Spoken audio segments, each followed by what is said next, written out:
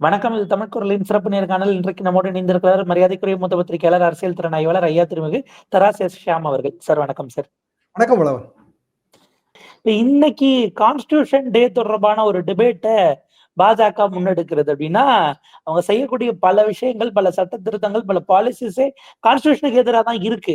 ஆனா அந்த இடத்துல ஒரு இதை நகர்த்துறது, குறிப்பா இந்த பக்கம் ராஜ்நாத் சிங் இறங்க அவர் டிபேட் ஓபன் பண்ண போறாரு, அந்த பக்கம் பிரியங்கா காந்தி இறங்குறாங்க, அவங்களோட டெபியூ ஸ்பீச்சா இருக்க போது அப்படிங்கிற ஒரு பெர்செப்ஷன் ரெண்டு பேரும் நகர்த்துறாங்கல்ல, அதை எப்படி பார்க்க வேண்டியிருக்கு சார்? பிரியங்கா காந்திக்கு இது ஒரு பெரிய இன்ட்ரோவா இருக்கும் தாங்க நான் நினைக்கிறேன். ஏன்னா ஃபர்ஸ்ட் டைம் எம்பி, அது போக வந்து ஒரு பெரிய விவாதத்துல வந்து அவங்க வந்து ஓபன் ஆகுறாங்க. அப்போ அது ஒரு பெரிய முக்கியத்துவம், தேசிய அளவுல முக்கியத்துவம் பெறும் என்பதுதான் எனது கருத்து. அதே நேரத்துல நீங்க கான்ஸ்டியூஷனை வந்து பல்வேறு வகையில சிதைக்கிறாங்க. காங்கிரஸ் கட்சியும் செஞ்சதுதான். அதனால நீங்க வெறுமனே பிஜேபி மட்டும் நம்ம குறை சொல்ல வேண்டாம். அதே நேரத்துல ஒன் நேஷன் ஒன் போல மட்டும் எடுங்க. ஒன் நேஷன் ஒன் போல் மட்டும் எடுக்கும்போது இதே கான்ஸ்டியூஷன் நம்ம கிரியேட் பண்றதுக்கு முன்னாடி நடந்த கான்ஸ்டியூண்ட் அசம்பிளி ப்ரொசீடிங்ஸ் எடுத்து படிச்சு பாருங்க. பிக்சட் டென்யூரா பிளெக்சிபிள் டென்யூராங்கிறத பத்தி பெரிய டிஸ்கஷன் ஓடி இருக்கு. இந்த நாட்டுக்கு எது தேவை, குறிப்பிட்ட காலத்துக்கு ஒரு முறை தேர்தல் நடத்தணுமா, இல்ல தேவைப்படும் போது தேர்தல் நடத்தணுமா, இதை பத்திய டிஸ்கஷன் 3 நாளும் 4 நாளும் நடந்திருக்கு. அதுல வந்து எப்படியான முக்கியத்துவம் தரப்பட்டதுன்னா, பிக்சட் அப்படின்னா ஸ்திரத்தன்மை, தேவைக்கு ஏற்ப அப்படின்னா பொறுப்புடைமை. அப்ப நீங்க ரெஸ்பான்சிபிள் கவர்மெண்டா இருக்க போறீங்களா, இல்ல வந்து ஸ்திரமான கவர்மெண்டா இருக்க போறீங்களா, இதை ஒட்டிதான் அந்த டிபேட் பூரா. அந்த மைய கருத்தை அப்படித்தாங்க இருக்கு. நான் முழுமையா படிச்சு பார்த்தேன். அப்போ நம்ம நாடு நம்ம பிரிட்டிஷ் பாராளுமன்ற மரபை பின்பற்றணும். பிரிட்டிஷ் பாராளுமன்ற மரபுல பிக்சட் டென்யூர் கிடையாது. இப்போ ஏதோ ஒரு பெரிய மாபெரும் ப்ராப்ளம் வருது, அப்போ பிரதமர் வந்து அவையை கலைச்சிட்டு தேர்தலுக்கு அவரு அங்க வந்து மன்னராட்சிங்கிறதுனால மன்னர்கிட்டயோ ராணிகிட்டயோ உத்தரவு வாங்கி திருப்பி மக்கள்கிட்ட போறாங்க. மக்களுக்கு வந்து அதை பற்றிய ஒரு கருத்து சொல்ற ஒரு உரிமை கிடைக்குது. ஸோ எப்போதுமே பிரிட்டிஷ் பாராளுமன்ற மரபுங்கிறது ஸ்திரத்தன்மையை விட பொறுப்புடைமைக்கு முக்கியத்துவம் தருது. அதே மரபை தான் நம்ம பின்பற்றணும். மற்ற எல்லாமே அந்த மரபுல இருக்கு. இப்ப நம்மளோட கேஸ்லா, லெஜிஸ்லேட்டிவ் லாவோட கேஸ்லா உயர்ந்தது. சுப்ரீம் கோர்ட்டு பிற நீதிமன்றங்கள் வகுக்கிற சட்டம், வியாக்கியானம் பண்ற சட்டம், மக்களவையால் இல்லைன்னா வந்து மாநிலங்களால் நிறைவேற்றப்படுகிற சட்டங்களை விட உயர்ந்தது பிரிட்டிஷ் பாராளுமன்ற மரபு. அப்போ வந்து நீங்க பிக்சட் டென்யூர் எலெக்ஷன் அப்படின்னு நீங்க கொண்டு வரும்போதே கான்ஸ்டிடியூஷன் அசம்பிளியில என்னெல்லாம் விவாதம் நடந்ததோ அதுக்கே எதிராக போறீங்க. அப்போ டோட்டலா இன்றைய தேதிக்கு பிஜேபி ஆளுங்கட்சிங்கிறதுனால நம்ம பிஜேபி தான் குறை சொல்ல முடியும். பழைய ஆளுங்கட்சிகளை எல்லாம் குறை சொல்றதுல இப்ப அர்த்தம் இல்லை. இப்போ பிஜேபி என்பது எதை நோக்கி போகுது, எதை நோக்கிய டிராவல் அப்படின்னா அந்த ஒற்றை ஆட்சி முறையை நோக்கிய டிராவல். அது நல்லா தெரியுது. அப்ப மோடியோட டென்யூர் என்ன, அவங்களோட ஓன் பார்ட்டிலேயே அவருக்கு வந்து டென்யூர் முடிஞ்சு போச்சு. நியாயமா பார்த்தா இன்னும் அடுத்த வருஷம் அவர் வந்து ரிட்டையர் ஆகணும். அதே யார்ட் ஸ்டிக் தானே அத்வானி அவர்களுக்கு கடைபிடிக்கப்பட்டது. அப்ப ரிட்டையர் ஆவாரா? ஆகலாம். ஆனா என்ன ஆகும்? ஆனா அவர் வந்து ஒரு பிரசிடென்ட் ஆகிறதுக்கு முயற்சி பண்ணுவார். இப்போ இவ்வளவு தூரம் தன்கர் வந்து பயங்கரமா வாழை ஆட்டி எல்லா வகையிலையும் எதிர்கட்சி குரலை எல்லாம் வந்து அழுத்துறாரு. ஹி இஸ் ஐயிங் ஹிஸ் ப்ரொமோஷன் சொல்லி எதிர்கட்சி எம்பி ஒருவர் வெளிப்படையாகவே குற்றம் சாட்டி இருந்தார். அவரோட ப்ரொமோஷன் என்ன? பிரசிடென்ட் ஆகணுங்கிறது. பிரசிடென்ட் ஆக அவருக்கு கிடைக்குமா வாய்ப்பு? கிடைக்காது. என்னன்னா மோடி தான் ஆவாரு.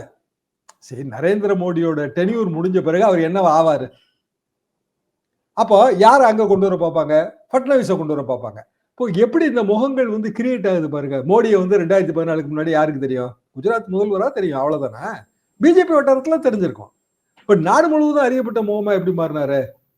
அமித்ஷா ஒரு ட்வீட் போடுறாரு, மோடிஜியால தாங்க நாடே செழிப்பா இருக்கு அப்படின்னு நேற்றைய கூட ஒரு ட்வீட் பண்ணியிருந்தாரு. அப்போ மோடிங்கிற அந்த பிம்பத்தை கிரியேட் பண்ணிட்டே வராங்க. அந்த பிம்பத்துக்கு அடுத்த கட்ட உயர்வு கொடுக்கும்போது புது பிம்பத்தை உள்ள கொண்டு வந்துருவாங்க. இதுக்கு வந்து இந்த கான்ஸ்டிடியூஷன்ல ஏற்படுத்தக்கூடிய மாறுதல்கள் எல்லாம் உதவும்னு அவங்க நினைக்கிறாங்க. இது வந்து 2/3 மெஜாரிட்டியோட தான் நீங்க சில மாறுதல்களை கொண்டு வர முடியும். அது எல்லாருக்கும் தெரியும். 2/3 மெஜாரிட்டி இல்லைங்கிறது எல்லாருக்கும் தெரியும். அப்போ 2/3 மெஜாரிட்டி தேவைப்படாதபடி எப்படி காஷ்மீர்ல வந்து 370 ரத்தாச்சோ அப்படியான ஒரு ரூட்டை எடுக்க போறாங்கன்னு தான் நான் உணர்றேன். திடீர்னு பாஜக ஒரே நாளில் 2 விஷயங்களை கிளப்பி இருக்கிறார்கள்.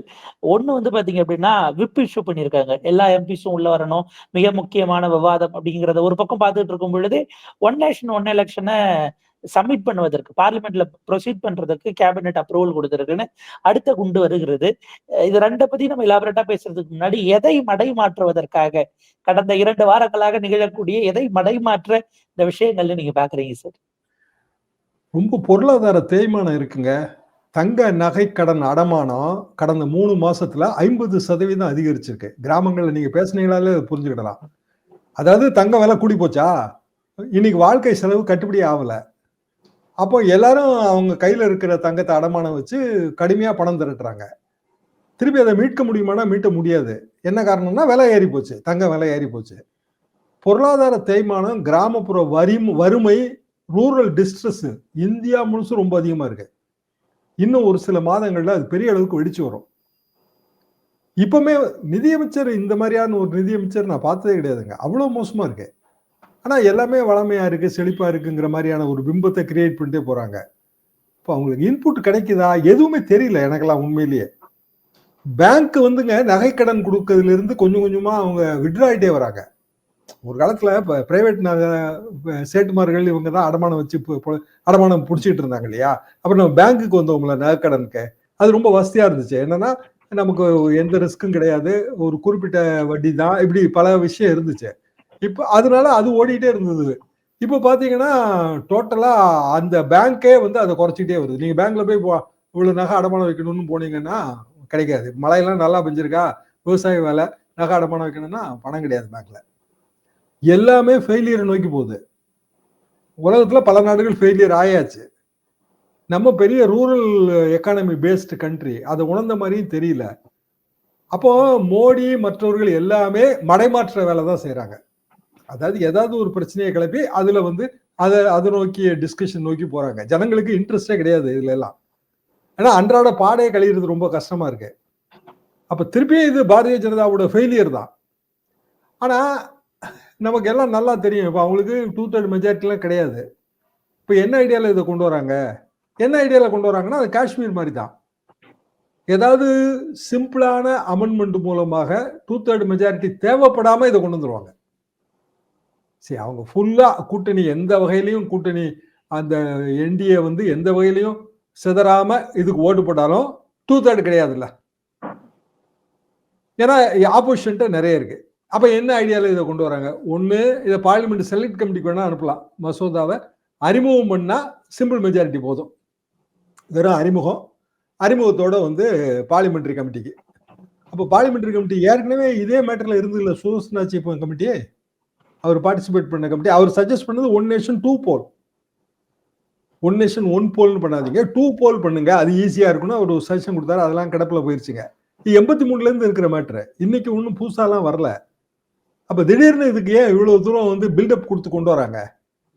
என்ன காரணம்னா ஒண்ணு இதை செலக்ட் கமிட்டிக்கு அனுப்புவாங்க. ஸோ அடுத்த டிஸ்கஷன் பூரா இதுல ஓடும். இப்போ பார்லிமெண்ட்ல ஏற்கனவே நடந்துட்டு இருக்கிற அதானி பிரச்சனை இது எல்லாமே முடங்கிருச்சு. இப்போ எல்லாரும் 2 நாள் இதை தான் ஓட்டி ஆகணும், வேற வழி கிடையாது. எல்லா எம்பியும் டிஎம்கே கூட விப்பு கொடுத்தாச்சு. ஸோ எல்லாரும் பார்லிமெண்ட்ல இருப்பாங்க, வெளிநடப்பெல்லாம் பண்ண மாட்டாங்க. அப்போ அதானி மேட்ரு அடி வாங்கிருச்சு. பாரதிய ஜனதாவா கிளப்பின சோராஸ் மேட்ரு அதுவும் இனிமேல் விவாதத்துக்கு வரப்போறது இல்லை. எல்லாமே கான்ஸ்டியூஷனல் அமெண்ட்மெண்ட், கான்ஸ்டியூஷன் ஏற்கனவே கான்ஸ்டியூஷன் மேட்டர் ஓடிட்டு இருக்கு. அப்போ ஒட்டுமொத்தத்துல நாட்டோட அரசியல் கவனத்தை திசை திருப்புவதற்கான ஏற்பாடு தான். இப்ப எதிர்கட்சிகள் இன்னைக்கு கிட்டத்தட்ட எல்லாரும் விப் இஷ்யூ பண்ணி நகர்ந்துட்டாங்க. இப்ப ஒரு உள் நெருக்கடி அவங்களுக்கு உருவாகி இருக்கா? ஏன்னா இப்ப 75 நோக்கி நகர்த்ததனுடைய ஒரு குறியீடாக சங்கராச்சாரியார் போன்றவர்கள் எல்லாம் மோடி யோகிக்கும் அவங்க யோகியவும் சேர்த்து அட்டாக் பண்றதை பார்த்தா ஃபட்னாவிஸை கொண்டு வருவதற்காக ஒரு வேலை நடக்குதோ அரசு சைட்ல இருந்து நம்ம பார்க்க வேண்டியிருக்கா? சங்கராச்சாரியார் சொல்லக்கூடியதெல்லாம் ரொம்ப கடுமையான வார்த்தைகள் இருக்கு. கடுமையான வார்த்தையா இருக்கு. அது போக ஃபட்னாவிஸ் வந்து பிராமணர் ஒண்ணு, இன்னொன்னு ஆர்எஸ்எஸ்க்கு நெருக்கமான நாக்பூர் பாலிடிக்ஸ் தான் அது எப்போதுமே. அப்போ இயல்பாக ஆர்எஸ்எஸோட அல்லது பிஜேபியோட நீங்க பழைய சரித்திரம் எதை எடுத்தாலும் தலைவர்கள் வந்து மாறிட்டே தான் இருந்திருக்காங்க. இப்போ என்னோட காலகட்டத்தில் நான் பார்த்த தலைவர்கள் பாரதிய ஜனசங்கத்திலேருந்து நான் பார்க்குறேன். ஏன்னா நான் பீகாரோட ஜெயபிரகாஷ் நாராயண் ரேலி எல்லாம் நாங்க அட்டன் பண்ண ரேலிக்கு. அப்போ அன்றைய காலம் எல்லாருமே ஜனதாவா இணைந்த காலத்திலிருந்து அப்போ வாஜ்பாய் காலம், அதுக்கு பிறகு வந்து 98 வாஜ்பாய் காலம், 99 வாஜ்பாய் காலம், அப்புறம் வந்து அத்வானி கேம்பெயின். அத்வானி கேம்பெயினுக்கு நான் இங்க 2009 வெப் கேம்பெயின் பண்ணி கொடுத்துருக்கேன். அதுக்கு பிறகு மோடி காலம். பிஜேபி அல்லது ஆர்எஸ்எஸ் இவங்களோட ஒரு காமன் இது என்ன அப்படின்னா, பார்ட்டியை விட ஐடியாலஜி முக்கியம்னு நினைக்கிறவங்க. ஒரு வகையில் எனக்கு அது பிடிக்கும். பார்ட்டியோட ஐடியாலஜி தான் முக்கியம். அப்ப இந்த ஐடியாலஜியை மக்கள் முன்னாடி வைக்கிறாங்க. அந்த ஐடியாலஜியை ஏத்துக்கிறாங்களா ஏத்துக்கலையா இதான் கேள்வி. என்ன ஐடியாலஜி? இந்துத்துவங்கிற ஐடியாலஜி. இந்துத்துவ ஐடியாலஜி புதுசா கிடையவே கிடையாது. 1920களில் இருந்தே அது இருக்கு. பிரிட்டிஷ் சாம்ராஜ்யம் ஒத்துழையாமை போராட்டத்தை எப்படி எதிர்கொண்டது? இந்துக்களையும் முஸ்லிம்களையும் பிரிக்கிறது மூலமா எதிர்கொண்டது. அதாவது அன்றைய பாம்பே மாநிலத்துல குஜராத் ஒரு பாதி, குஜராத் ஒரு அங்கம், ஒரு பறந்து விரிந்த மகாராஷ்டிரா, இன்றைய மகாராஷ்டிரா மாநிலம் பறந்து விரிந்த பம்பாய் மாநிலம், நம்ம இது மாதிரி தான், நம்மளோட மெட்ராஸ் ஸ்டேட் மாதிரி. அதுல இருந்த குஜராத்தி பெரியவங்கலாம் அவங்க தனியா அசோசியேஷன் வச்சிருக்காங்க, குஜராத்தி அசோசியேஷன். அதுல முதல்ல பேசுனது யாரு? சவுத் ஆப்பிரிக்கால இருந்து வந்த மகாத்மா காந்தி. அன்றைக்கு அவர் மகாத்மா காந்தி இல்ல, மோகன்தாஸ் கரம்சந்த் காந்தி.